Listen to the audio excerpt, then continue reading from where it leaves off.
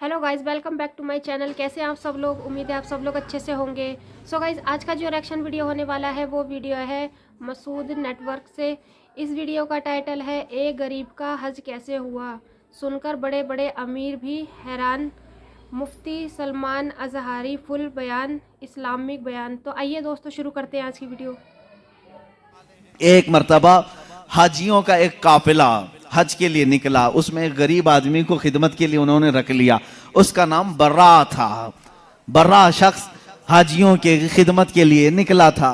अब गरीब आदमी सेठों की खिदमत कर रहा था। हज हुआ, जाहिर सी बात है, अमीरों का जैसे हज हुआ गरीब का भी हज हो गया। गया था खिदमत के लिए, जैसे आज भी टूर वालों के साथ बावर्ची चले जाते हैं, उनका भी हज हो जाता है। खाना पकाने के लिए गए थे लेकिन हज भी हो गया। अब हज होने के बाद मदीने आए तो सारे सेठों ने मिलकर उसका मजाक उड़ाया। कहा, बर्रा तू तो तुफैली हज कर लिया, पैसे तो कुछ लगाया नहीं, हमारी खिदमत के लिए आया और हज हो गया, पता नहीं तेरा कबूल हुआ भी कि नहीं हुआ। गरीब को ताना मत दो मेरे अजीजों। उसके दिल पर यह चोट लगी, दिल पर बहुत गहरा असर हुआ। गरीब हो, मालदार नहीं, लेकिन हज तो किया है ना। लेकिन उन अमीरों ने ये कहा कि तेरा हज कबूल हुआ कि नहीं हुआ। वो रोने लगा और रोते रोते बारगाह रसूल में हाजिर हो गया। रसूल पाक सल्लल्लाहु तआला अलैहि वसल्लम की कब्र अथर के पास बैठा रहा और रोते रोते जोहर हो गई। उसने कहा, आका आपकी उम्मत के गरीब को लोगों ने छेड़ा है। क्या आपका गरीब बेसहारा, बेकस, बेयारो मददगार रहेगा? उसके हज के मुतालिक लोग सवाल कर रहे हैं, पैसे वाले सवाल कर रहे हैं।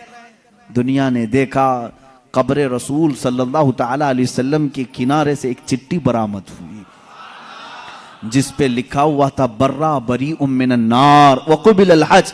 बर्रा जहन्नम से आजाद है, इसका हज कबूल हो चुका है। जो लोग बयान किए उन्होंने देखा, लेकिन किसी को ये नहीं खबर कि चिट्ठी आई कहां से। मेरे अजीजों, फुक़हा, मुहद्दिसीन, उलमा, असातीन मिल्लत, सलफ़े सालिहीन का अकीदा ये था, या रसूल अल्लाह तू जिंदा है वल्लाह, तू जिंदा है वल्लाह। मेरी चश्मे आलम से छुप जाने वाले मेरे आका सल्लल्लाहु तआला अलैहि वसल्लम आज भी जूदो नवाल के बादशाह हैं, सखावत के आला तरीन मनसब पर फाइज हैं। आज भी वो उसी तरह देते हैं जैसे कल दिया करते थे और सुबह क़यामत तक नवाजते रहेंगे। अजीज़ान गिरामी वक़ार, रसूल करीम सल्लल्लाहु तआला अलैहि वसल्लम के दरबार से जो कुछ भी अता किया गया है वो एक दो मिसालें नहीं।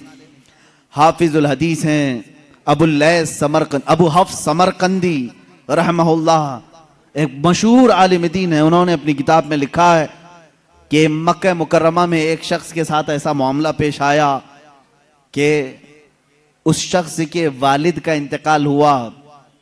वालिद का, बाप का इंतकाल हुआ, लेकिन बाप का जैसे इंतकाल हुआ अचानक उसके घर में मामला यह हुआ कि उसके बाप का चेहरा बिगड़ गया था, जानवर की तरह हो गया था।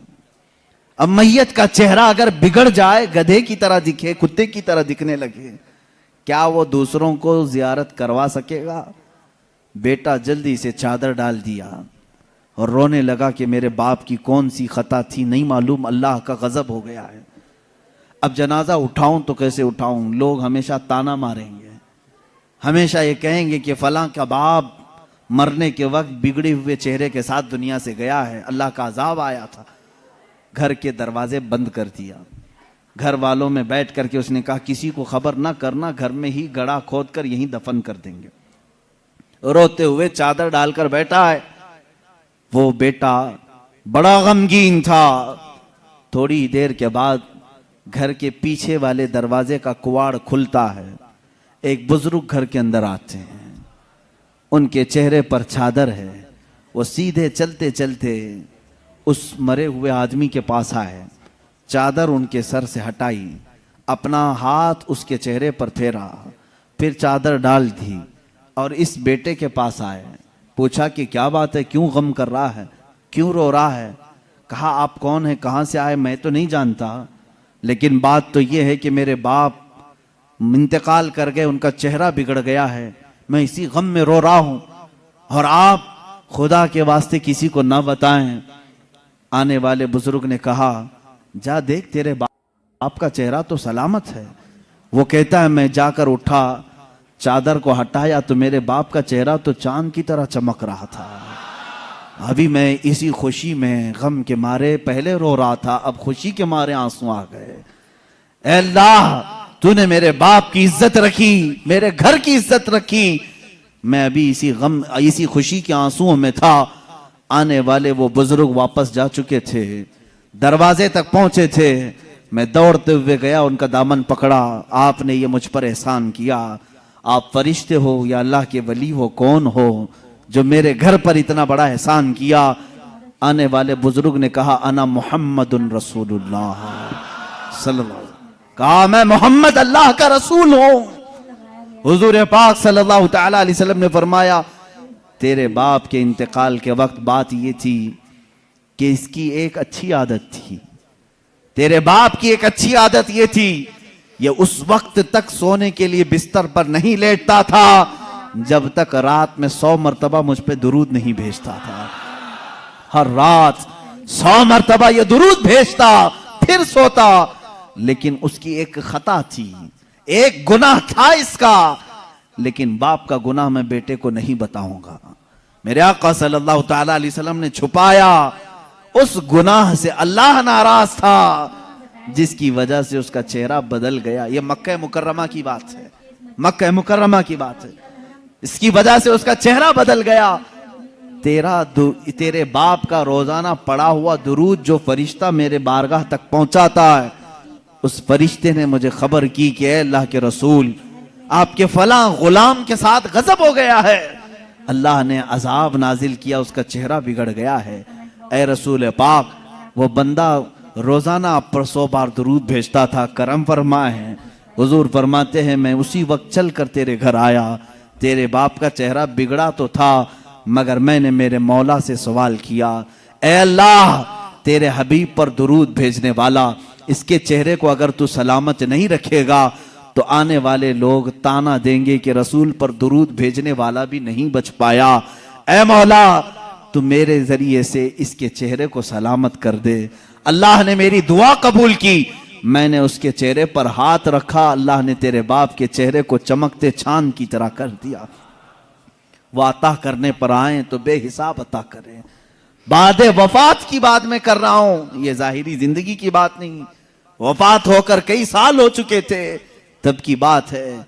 इसीलिए तो हम आशिकों का ये कहना है, या रसूल अल्लाह, सुना है आप हर आशिक के घर तशरीफ लाते हैं, मेरे घर में भी हो जाए चिरागा, या रसूल अल्लाह, मेरे दिल में भी हो जाए चिरागा, या रसूल। मेरे आका आओ कि मुद्दत हुई है, तेरी राह में अखियां बिछाते बिछाते बड़े दिन हुए हैं, मेरे आका घर को सजाते सजाते।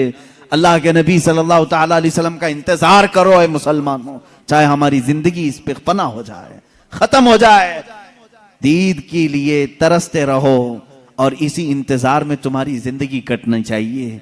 अब की रात आए कि तब की रात आए, जब ये रातें जिंदगी की कट जाएं, वो रात तो जरूर आएगी जो कब्र की पहली रात होगी, वहां तो दीदार करोगे इंशाअल्लाह। लेकिन उस दीदार के इंतजार में अपनी जिंदगी काटो, ये नहीं कि अपनी आंखों को हसीनाओं की गलाजत से भर लो, गंदी तस्वीरों से, गंदी फिल्मों से अपनी आंखों को दागदार कर लो। ये नहीं, इन आंखों को अल्लाह ताला ने तुम्हारे रसूल के दीदार के लिए दिया है।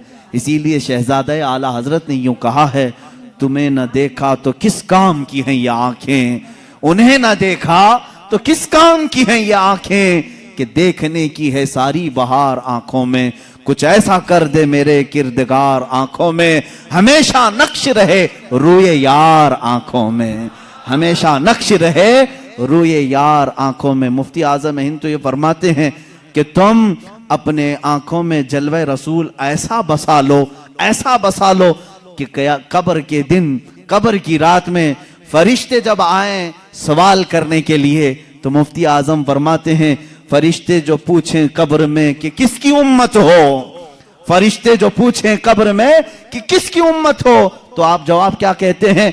वो कहते हैं लो देख लो कि है तस्वीर यार आंखों में, लो देख लो कि है तस्वीर यार आंखों में। हमारी आंखों में वो जलवे रसूल इस तरह से रहे, वो आते हैं बल्कि एक शायर ने यही कहा है मेरे अजीजों, आज गालिबन छठी 7वीं महफिल है, आज 7वीं महफिल है, और इस तरह 70 नहीं 700 महफिलें हो जाए। हम इन महफिल के मुतालिक हमेशा, मैं भी, मेरी आदत ये है, मैं ये कहता हूं, क्यों महफिल सजा रहे हो, क्यों बैठ रहे हो, रोज क्यों सुनने आ रहे हो, रोज हम क्यों सुनाने आ रहे हैं। हमारा मकसद ये है, वो आएंगे, आते होंगे, अभी आएंगे, वो आएंगे, आते होंगे, अभी आएंगे, यही सोच के हमने महफिल को सजा रखा है। हमारा अकीदा यही सोच के हमने महफिल को सजा रखा है। रसूल करीम सल्लल्लाहु तआला। सो गाइस, ये बहुत अच्छा बयान था नबी पाक सल्लल्लाहु अलैहि वसल्लम के लिए था कि वो अपनी उम्मत से कितनी मोहब्बत करते हैं। और एक अमीर ने हज करा, उसके ज़रिए गरीब का भी हज माना गया। तो अमीरों ने गरीब का मजाक उड़ाया कि उसका हज नहीं माना गया और हमारे वजह से ये यहाँ पर आ गया, पर अमीरों के लिए नहीं बताया गया। लेकिन एक गरीब का जब मजाक उड़ा, उसने बारगाह में जाके रोआ कि मेरा ये हज मजाक उड़ाया जा रहा है कि मेरा हज हो गया। सो गाइज़, लेकिन उस गरीब का हज माना गया कि इसका हज हमने कबूल करा। तो गाइज़, बहुत अच्छा बयान था। और एक शख्स रोज़ रात को सोते टाइम 100 बार दुरूद पाक पढ़ता था, तो उसकी गलतियां माफ़ करी गई। और उसका चेहरा जिस तरीके से उसकी एक गलती की वजह से बिगाड़ दिया गया था, तो उसके दुरूद पाक के ज़रिए उसका चेहरे को भी ठीक करा गया। सो गाइज़, बहुत अच्छा बयान था, ये बहुत अच्छा लगा। आपको ये वीडियो कैसी लगी मुझे कमेंट में ज़रूर बताइएगा। अगर मेरी वीडियो आपको पसंद आई हो तो प्लीज़ मेरे चैनल को सब्सक्राइब करें, मेरी वीडियो को अंत तक ज़रूर देखें। फिर मिलेंगे अगली वीडियो में, तब तक के लिए अल्लाह हाफिज़।